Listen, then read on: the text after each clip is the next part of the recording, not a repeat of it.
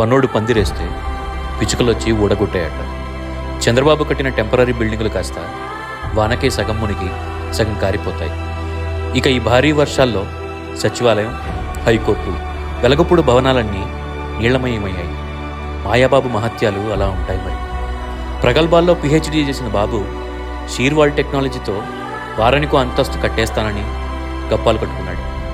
Malaysian technology అని చెప్పి కోట్లు కొమ్మరించాడు.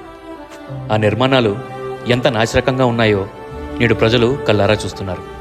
కృష్ణలంక వాసులు కష్టాన్ని దూరం చేసేందుకు నాడు వైఎస్ జగన్ చేపట్టిన రీటైనింగ్ వాల్ నిర్మాణం నేడు వేలాది మంది విజయవాడ వాసుల ప్రాణాలకు రక్షణగా నిలిచింది.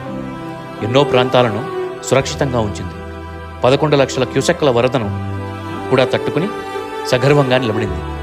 నిబద్ధత గల నాయకుడు చేసే పని ఇలాగే ప్రజల మన్నన అందుకుంటుంది, 10 కాలాలు నిలిచుంటుంది. ప్రజా ప్రయోజనమే పరమావధిగా వైఎస్ జగన్ తీరు. ప్రచారంతో ప్రయోజనం పొందడమే చంద్రబాబు తీరు.